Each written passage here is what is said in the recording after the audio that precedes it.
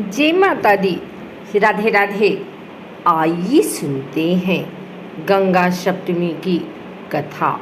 समस्त पापों को दूर करती है गंगा सप्तमी की यह कथा। पौराणिक शास्त्रों के अनुसार वैशाख मास शुक्ल पक्ष की सप्तमी तिथि को माँ गंगा स्वर्गलोक से शिव शंकर की जटाओं में पहुंची थी। इसलिए इस दिन को गंगा सप्तमी के रूप में मनाया जाता है। जिस दिन गंगा जी की उत्पत्ति हुई वह दिन गंगा जयंती वैशाख शुक्ल सप्तमी, और जिस दिन गंगा जी पृथ्वी पर अवतरित हुई वह दिन गंगा दशहरा ज्येष्ठ शुक्ल दशमी के नाम से जाना जाता है। इस दिन माँ गंगा का पूजन किया जाता है। गंगा सप्तमी के अवसर पर माँ गंगा में डुबकी लगाने से मनुष्य के सभी पाप धुल जाते हैं और मनुष्य को मोक्ष की प्राप्ति होती है। वैसे तो गंगा स्नान का अपना अलग ही महत्व है, लेकिन इस दिन स्नान करने से मनुष्य सभी दुखों से मुक्ति पा सकता है। इस पर्व के लिए गंगा मंदिरों सहित अन्य मंदिरों पर भी विशेष पूजा अर्चना की जाती है। कहा जाता है कि गंगा नदी में स्नान करने से 10 पापों का हरण होकर अंत में मुक्ति मिलती है। इस दिन दान पुण्य का विशेष महत्व है। शास्त्रों में उल्लेख है कि जीवनदायिनी गंगा में स्नान, पुण्य सलीला नर्मदा के दर्शन और मोक्षदायिनी शिप्रा के स्मरण मात्र से मोक्ष मिल जाता है।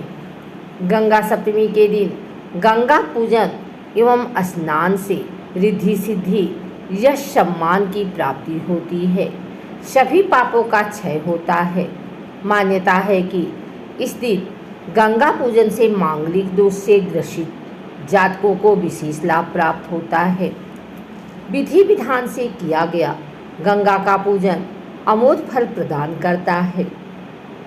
पुराणों के अनुसार गंगा विष्णु के अंगूठे से निकली हैं, जिसका पृथ्वी पर अवतरण भगीरथ के प्रयास से कपिल मुनि के श्राप द्वारा भस्मीकृत हुआ।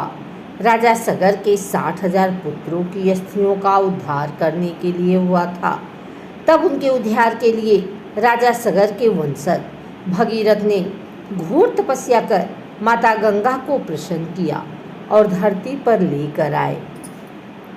वैसे तो गंगा नदी के साथ अनेक पौराणिक कथाएं जुड़ी हुई हैं, जो गंगा जी के संपूर्ण अर्थ को परिभाषित करती हैं। गंगा नदी हिंदुओं की आस्था का केंद्र है और अनेक धर्म ग्रंथों में गंगा महत्व का वर्णन देखने को मिलता है। एक अन्य पौराणिक कथा के अनुसार गंगा का जन्म ब्रह्मदेव के कमंडल से हुआ। एक अन्य मान्यता है कि वामन रूप में राक्षस बलि से संसार को मुक्त कराने के बाद ब्रह्मदेव ने भगवान विष्णु के चरण धोए और इस जल को अपने कमंडल में भर लिया। एक अन्य कथा के अनुसार जब भगवान शिव ने नारद मुनि, ब्रह्मदेव तथा भगवान विष्णु के समक्ष गाना गाया तो इस संगीत के प्रभाव से भगवान विष्णु का पसीना बहकर निकलने लगा, जिसे ब्रह्मा जी ने उसे अपने कमंडल में भर लिया और इसी कमंडल के जल से गंगा का जन्म हुआ। सनातन शास्त्रों में माँ गंगा की उत्पत्ति का वर्णन है। त्रेता युग में इक्ष्वाकु वंश के राजा सगर अयोध्या में राज्य करते थे। उन्होंने अपना राज्य का व्यापक विस्तार किया। हालांकि उनके मन में सम्राट बनने की गहन इच्छा थी। इसके लिए उन्होंने पंडितों से सलाह लेकर अश्वमेध यज्ञ करने की ठानी और उन्होंने पुत्रों को घोड़े के साथ पृथ्वी भ्रमण की आज्ञा दी। राजा सगर के पुत्र जब पृथ्वी भ्रमण कर रहे थे तभी अश्वमेध घोड़ा खो गया। यह जानकारी उन्होंने अपने पिता को दी। राजा सगर ने किसी भी कीमत पर अश्वमेध घोड़ा लाने की सलाह दी। इसके बाद राजा सगर के पुत्र घोड़े को ढूंढते ढूंढते कपिला ऋषि के आश्रम जा पहुँचे।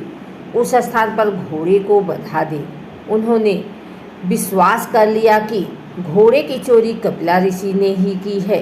राजा सगर के पुत्रों ने कपिला ऋषि को ललकारा और अपमानित किया।